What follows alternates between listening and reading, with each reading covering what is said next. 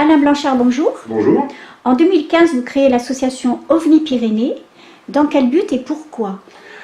Très bonne question. Pourquoi? Je m'occupe d'ufologie depuis pas mal de temps. Et c'est vrai que, étant revenu dans la région, puisque mon ami est de la région, avant j'étais en Champagne-Ardenne, et suite à ça j'étais parti, j'ai fait beaucoup d'ufologie dans Châlons-Champagne, et j'avais créé une association même qui s'appelait OVNI Marne, qui était très connue. J'ai fait énormément de choses entre les expositions, les conférences, et en revenant de Nouvelle-Calédonie, bon, on s'est réinstallé à Châlons-Champagne, mais bon, après, c'était à quelques mois, on s'est dû s'installer ici. Donc, le problème, c'est qu'il n'y avait pas d'association. Il n'y avait personne qui s'occupait du phénomène. Et un jour, je me suis dit, tiens, je vais peut-être commencer par les repas ufologiques. Les repas ufologiques, ça se passe dans toutes les villes, c'est international maintenant, et le président est un bon ami à moi. Je lui ai téléphoné, je lui ai dit, écoute, Apou, je vais commencer par un repas ufologique, je voulais voir le potentiel qu'il y avait sur la région de monde qui était intéressé par le phénomène. J'ai commencé décembre 2014, je crois, ou novembre 2014, donc au Buffalo Grill, on a commencé par là-haut, et à ma surprise, 31 personnes étaient présentes. Je me suis dit, donc il y a quelque chose à faire, voilà, on a continué sur les repas ufologiques, et ensuite j'ai proposé à tout le monde de créer une association. Je leur ai demandé, est-ce que vous seriez intéressés pour, si je crée une association, d'adhérer à l'association? Ils m'ont tous répondu oui, c'est comme ça que c'est parti. Le but de l'association, c'est de réaliser des enquêtes très sérieuses, investigations, expositions, conférences. Faire venir des personnalités, pourquoi pas, ce qu'on a déjà fait avec Rock Soccer, le directeur de la revue Top Secret. Prochainement, il y aura une autre personnalité, très bientôt. Donc voilà, il y a vraiment beaucoup de choses qui se passent dans le matière d'ufologie. Donc on est là, voilà, pour répondre, essayer de répondre aux gens. Quand on nous signale une observation, c'est pas évident, c'est des enquêtes de police. Là, comme toutes les observations qu'il y a eu ces jours-ci, ça va prendre du temps, ça c'est clair. Mais voilà, on est là, on existe, et les gens ils le savent maintenant, ça c'est bien. Pour nos visiteurs, qu'est-ce que c'est d'être ufologue? L'ufologie, c'est la science des ovnis. C'est pour ça qu'on nous appelle les ufologues, tout simplement. Plusieurs phénomènes observés dans les Pyrénées-Atlantiques, le 17 octobre 1952 à Oloron, 2009 à Pau, 2013 à Anglette, 2014 à La Seuve, et plus récemment, sur Pau et ses alentours, une boule lumineuse aurait survolé la capitale bernaise. Oui, il s'est passé mardi dernier une dame d'un certain âge qui me téléphone, puisqu'elle a observé une boule blanche, jaunâtre, enfin bon, qui était stationnaire. Elle était sur sa terrasse, elle était sortie sur sa terrasse, et cette boule s'est mise à déplacer. Et comme elle m'a dit, dans ces termes, elle est partie vers la mer, donc vers l'ouest. Puisque cette dame ne savait pas le sud se place comment, etc. Suite à ça, bien sûr, j'ai passé le lendemain un appel à témoins dans la République. En général, ça fonctionne très bien, et là, ça a fonctionné à merveille.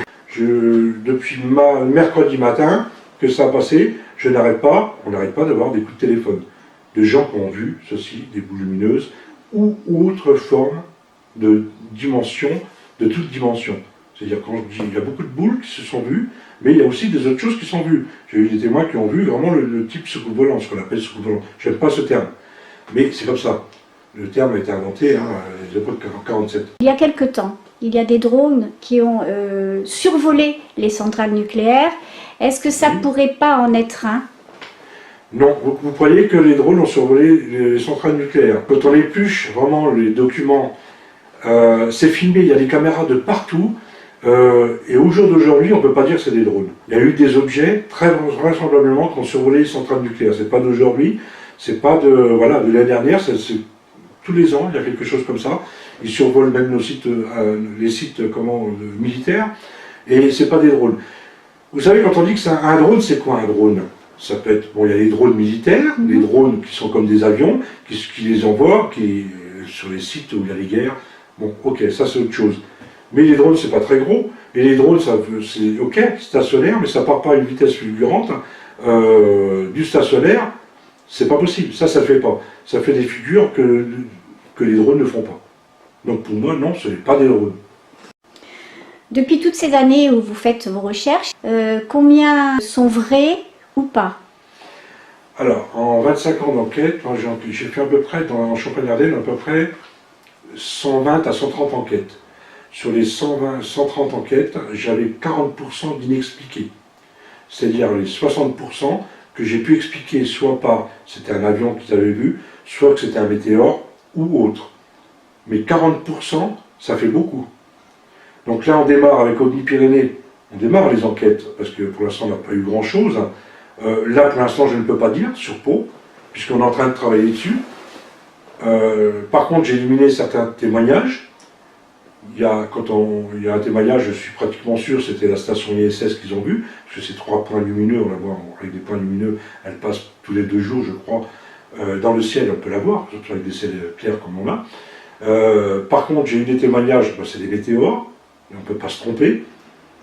Un météore n'est pas stationnaire, du stationnaire n'accélère pas, ou alors une boule qui arrive, qui se stationne et puis qui repart dans l'autre sens, voilà, ça c'est pas un météore.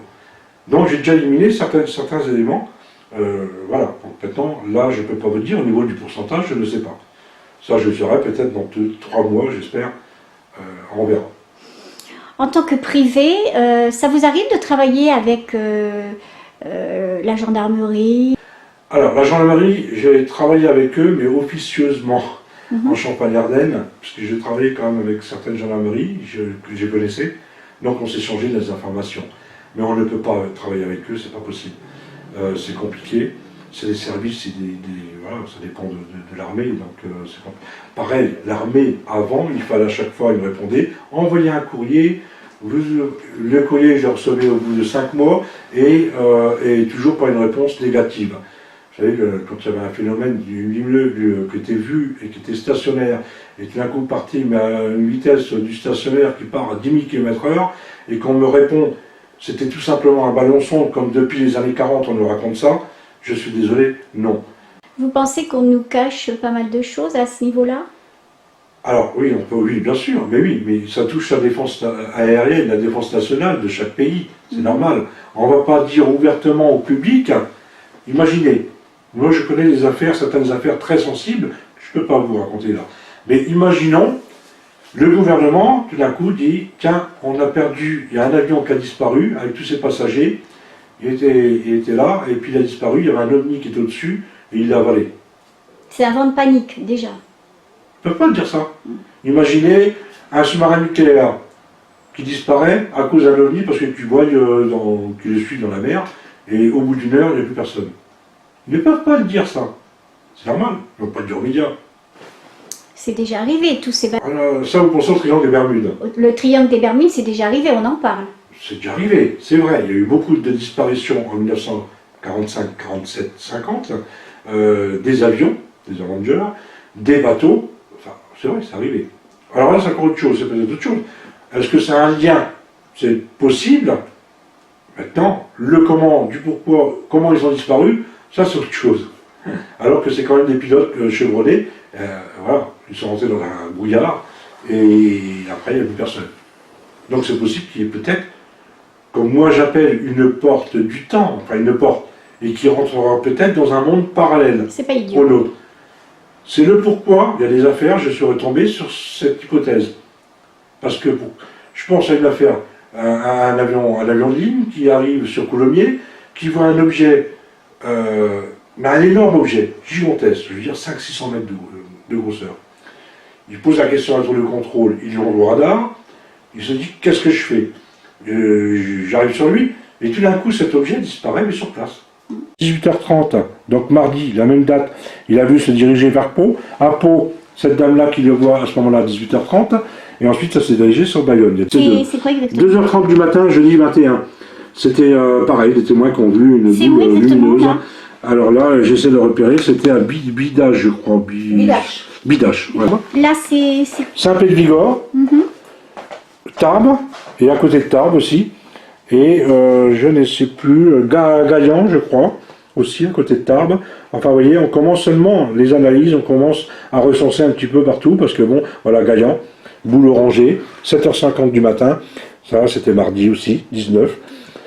Les témoignages qu'il y a sur toute la région, et en dehors de la région aussi.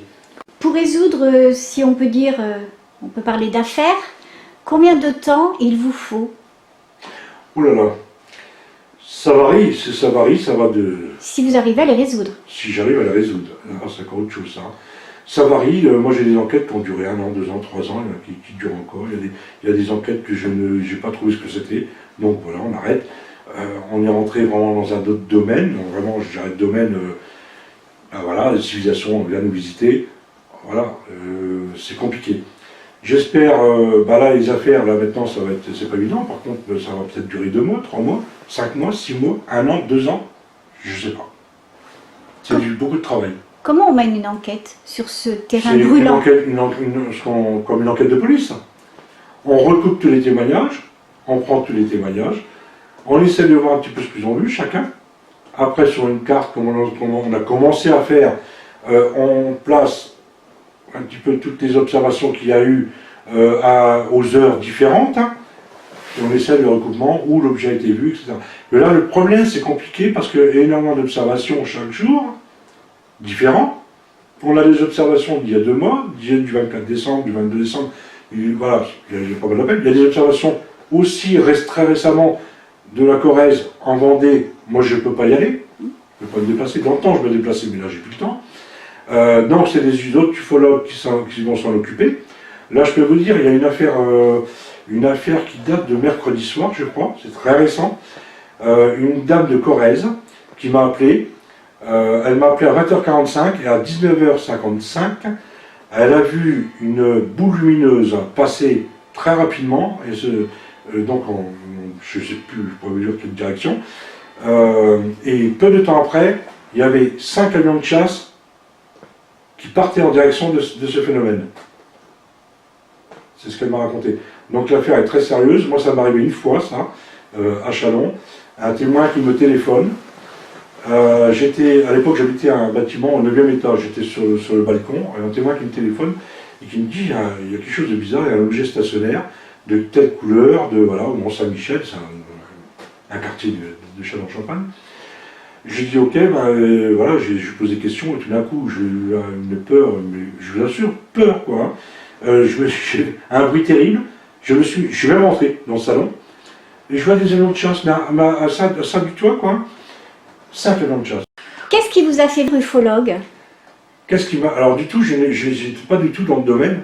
En 1990, 91, j'ai eu la chance de voir, j'étais pas tout seul, 2 objets qui sont passés de la forme d'un losange entouré d'un halo jaune orange, on va dire, qui sont passés devant il y avait la lune rousse ce soir-là, on croyait la lune rousse, et cet objet est passé, s'est mis à la verticale et est passé, et le temps de dire voilà, c'est fini. Il y a un deuxième objet qui est venu, est-ce que c'est le même ou est-ce que c'est un deuxième objet qui a fait la même chose? Il est parti. Bon. Cette lune qui était à notre gauche, d'habitude, elle est toujours au sens opposé. C'était dans un petit village en Champagne-Ardenne, chez un ami. Et cette lune, on avait l'impression qu'elle se désagrégeait, mais on pensait que c'était des nuages qui passaient devant. On n'a pas prêté attention. J'ai repris un calendrier donc, de ce soir-là, de ce jour-là. Il n'y avait aucune lune dans le ciel. Ce soir-là, il n'y avait pas de lune. Donc ça veut dire que c'était un objet, c'est pas possible autrement, qui a disparu sur place, et peut-être qu'en rapport avec les 2 objets qu'on a vus, qui sont venus et qui ont intégré cet objet. C'est très plausible, il y a eu des témoignages comme ça. Aucune lune dans le ciel. Alors qu'est-ce qu'on voit? C'était gigantesque, hein, je peux vous dire. Voilà, aucune lune dans le ciel.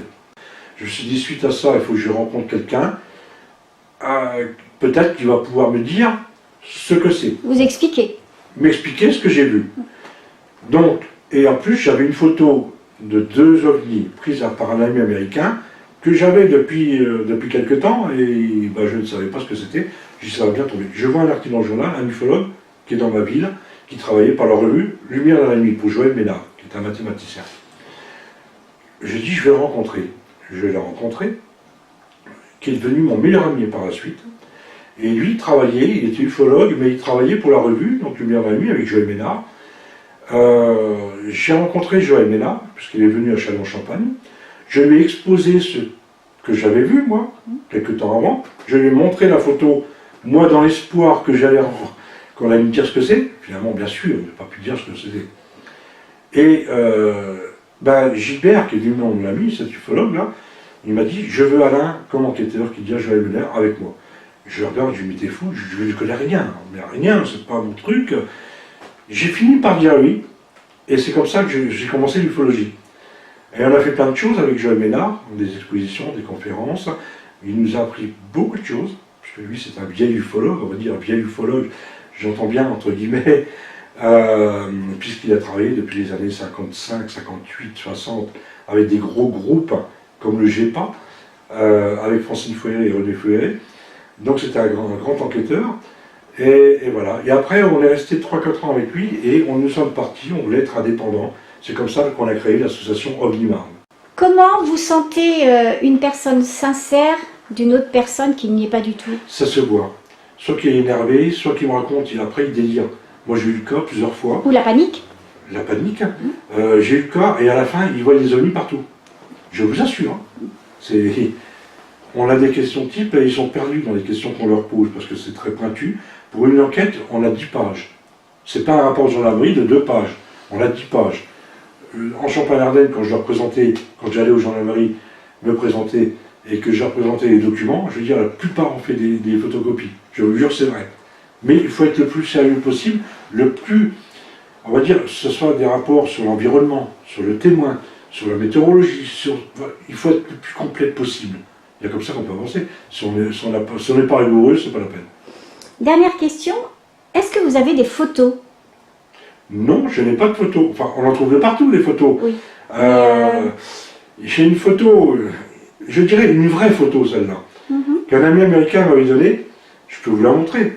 Mais j'ai des autres photos aussi, mais qui ont été faites en carte postale. Moi, je les ai fait en diapo aussi. D'accord. Je sais, on connaît des cas qui sont vrais et qui sont faux. Parce que maintenant, on peut résoudre tous ces problèmes-là. Puis ça coûte cher de monter un canular. Hein. C'est déjà arrivé. Hein. C'est déjà arrivé, ouais. Mais il faut savoir qu'ils ont été en prison quand même. Hein. Ils ont fait quelques mois de prison. Donc ça coûte très cher. Et puis je vois pas l'intérêt. Oui, des photos, j'en ai quelques-unes, c'est vrai. Je vous ai dit non, mais j'ai quelques-unes. C'est confidentiel. Ah, pas du tout confidentiel. Non, c'est pas confidentiel. D'accord. Non, je vous les montrerai si vous voulez. Je suppose que vous avez un autre travail. Oui. Comment réagissent vos collègues, les gens autour de vous? Très très bien, ils sont même contents.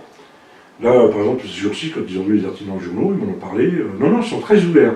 Ils sont même intéressés par le sujet. Mais ça a toujours été comme ça, vous savez, même il y a 25 ans quand j'ai commencé, ça a été difficile les 3-4 premières années. Après, ça se passait bien. Après, vraiment, les gens prenaient ça, mais pourquoi? Parce que j'étais sérieux dans le domaine. Si, quand on me donne une affaire, et que je trouve au bout de 6 mois que je vais voir les témoins, en fin de compte, ce que vous avez vu, c'était un avion de tel type, il a décollé de tel aéroport, au moment que vous l'avez vu, il était à tel degré, enfin je leur donne toutes les informations. Il faut savoir que les gens sont très déçus, parce que c'est pas un ovni qu'ils ont vu. Et ils espèrent, certains. Voilà. Mais c'est vrai, mais notre travail c'est ça. Au départ on part sur une enquête, si c'est un phénomène naturel, c'est un phénomène naturel. Voilà. Il y a autre chose bien sûr, mais ce qu'ils ont vu, ben voilà. Mais je veux dire, ce que je voulais en venir, c'est ça passe très bien. Je veux dire, moi ça a toujours bien passé. Comme je disais tout à l'heure, les collègues, en général, m'appelaient à l'époque David Vincent, parce qu'il y avait à l'époque de la série Les Envahisseurs. Et après, quand il y a eu X-Files, il m'appelait Fox Mulder. Mais j'étais content, parce que... Bon, voilà. D'ailleurs, bientôt, ça revient à la télé. Hein. Ça va bientôt revenir. Que pensez-vous du travail des frères Borganov? Très bon travail. Ce sont ils ont quand même des qualifications scientifiques. Moi, j'ai vu pas mal d'émissions avec eux, que ce soit sur le cerveau, que ce soit sur le phénomène ovni. C'est toujours été fait. Ils sont rigoureux, ils sont très sérieux. C'est très intéressant. J'aimerais bien les rencontrer. Vous leur lancez l'appel? Je vais leur lancer l'appel, tout à fait. Alain Blanchard, OVNI Pyrénées, téléphonez-moi, il n'y a pas de problème. Prochaine manifestation, vos rencontres? Alors, la prochaine réunion sera le 4 février. Où exactement? Au 45 rue André Rossi à Pau. On se réunit tous les premiers jeudis de chaque mois. Et là, il va y avoir de quoi faire parce qu'il y a de quoi parler, il y a de quoi. Les adhérents, je leur ai envoyé des messages comme quoi qu'ils prennent des témoignages aussi, parce qu'ils ont des témoignages. Et voilà. Et je vais présenter le premier jeu de société que j'avais créé avec mon collègue sur le phénomène des ovnis, astronomie et phénomènes étranges. On va faire très certainement une exposition conférence à l'Estelle Bétaram. Donc ça sera dans le mois d'avril, mais on n'a pas encore la date d'arrêter. On va arrêter là notre interview. Je vous remercie beaucoup de nous avoir reçus Merci à vous. et d'avoir eu le courage de vous exprimer, parce que c'est pas évident. Non, moi c'est naturel. Je m'engage, je suis engagé depuis 25 ans dans ces phénomènes-là, donc je ne vais pas me cacher. J'enquête sur ces phénomènes-là, et tant mieux, et ça me plaît bien, de toute façon. Donc voilà, moi je sais ce que j'ai vu, je n'oublierai jamais de ma vie. J'ai déjà raconté je vous ai raconté ce que j'avais vu. Ici, il y a des personnes dans la salle qui ont déjà entendu mes témoignages, et je raconterai toujours les mêmes. Et dans 10 ans, je raconterai toujours les mêmes. Parce que ce que j'ai vu, c'est comme si je l'avais vu hier soir. Je ne peux pas oublier, je ne peux pas enlever ça de ma tête.